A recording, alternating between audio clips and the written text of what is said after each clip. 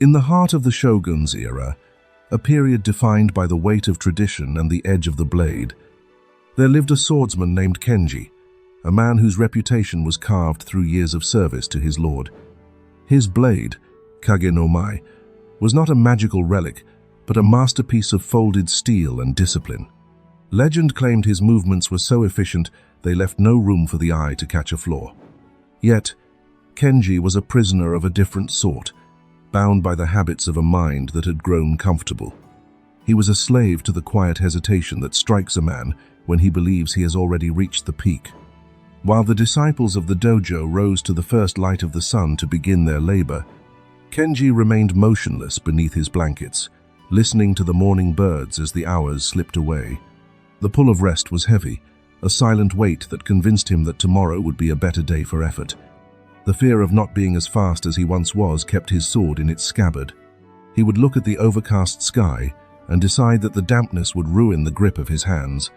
He told himself that a warrior must be in perfect health before he can truly test his limits. But these were the stories we tell ourselves to avoid the pain of being a beginner again. Years passed, and the name Kenji began to fade from the lips of the young and the ambitious. His dreams remained grand, but his hands grew soft from the lack of the sword's rough hilt. Younger men who had nothing but their robes and their will began to master the techniques he once owned. They did not wait for the perfect moment. They created it through the sweat of their daily repetition. Kenji finally saw that his ambition had become his greatest enemy, a wall built of words and no action. Motivation is a ghost. It appears when it wishes and vanishes when you need it most. The true warrior does not look for the ghost. He looks at his own feet and takes the next step. Preparation is not practice. Talking is not doing. Dreaming is not being. Kenji finally stood, tied his robes tight, and stepped out into the mud of the courtyard. He did not feel inspired. He felt tired. He felt old. But he moved anyway. For the only way to rule the mind is to show it that the body no longer listens to its excuses. Before moving forward to the topic, I just have a single request from you guys. Just do at least one comment and let me know that you liked the video or not. Just a single feedback from you guys can motivate me to make more of these videos. Thank you for your support. Back to the topic. The air in the province of Mino was thick with the scent of damp earth and wood smoke as Kenji took his first stance. The wood of his training sword was cold, a reminder of the many winters he had spent in idle contemplation. He realized that the mind is like a wild horse. If left unguided, it will lead its rider into the dense thickets of delusion. In the records of the ancient temples, it is written that the soul becomes what it repeatedly does, not what it intends to do. Kenji began his first strike, the movement slow and heavy, lacking the grace of his younger years. His inner voice mocked him, pointing out the tremor in his wrist and the shortness of his breath. But a warrior knows that the first victory is not over the enemy, but over the desire to stop. He recalled his teacher, an old man who could split a bamboo stalk with a single, effortless breath. That master did not possess a secret technique.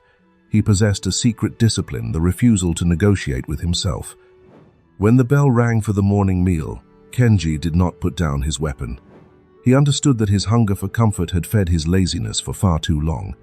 To the observer, it was just a man swinging wood in the mud. To Kenji, it was a siege of his own fortress. The sweat began to soak through his silk robes, the fabric clinging to his skin like the weight of his past failures. With every repetition, the mental fog that had clouded his vision for years began to thin. Action is the light that burns away the shadows of doubt. He stopped focusing on the mastery he used to have and began focusing on the effort he had right now. The warrior is not a person who has conquered the world, but a person who has conquered the tomorrow in their own mind. By midday, Kenji's hands were blistered, yet his mind was clearer than it had been in a decade. He saw that his laziness was not a lack of strength, but a lack of direction. He had been waiting for a reason to move, forgetting that movement is its own reason. As the sun reached its zenith, the heat began to test the resolve of every robed laborer in the valley. Kenji's breath became a rhythmic hiss, a sound practiced by the monks who climbed the sacred peaks of Dewa Sanzan. He realized that the discomfort he felt was not a sign to stop, but the sensation of his own weakness leaving him. To the man who does not control his mind, every minor inconvenience feels like a mountain in his path.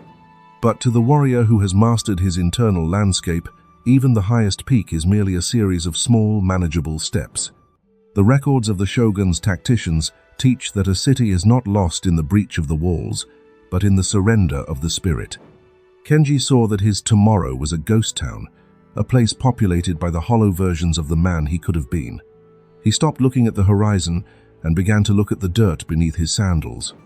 Each strike of his wooden sword was now an act of reclamation, a bridge being built across the chasm of his own sloth.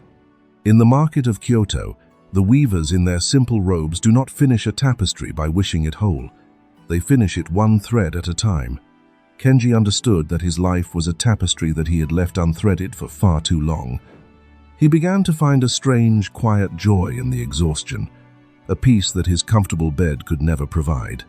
The mind is a liar that tells you that safety is found in stillness, when safety is actually found in the strength to move. Kenji's robes were now caked in the dust of the courtyard, the finery of his station replaced by the badge of his labor. He recalled a poem by a Zen priest: "If you do not strike the iron while it is cold, you will never know the fire within." By late afternoon, the younger warriors began to return to the dojo, their eyes widening as they saw the elder man still at work. They saw not a man trying to be young again, but a man finally becoming a warrior for the first time.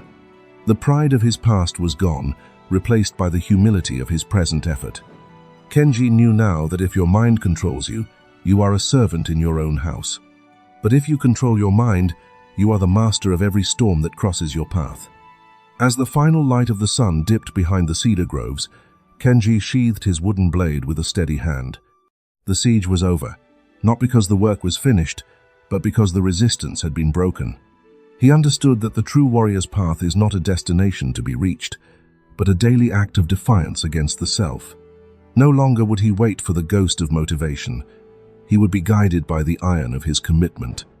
For the sword that is ruled by the mind is a tool of the spirit, but the mind that is ruled by the sword is a tragedy of fate. In the silence of the evening, Kenji finally found the warrior he had been dreaming of for years, the man who simply shows up. The internal siege had ended. The sovereignty of the self had begun.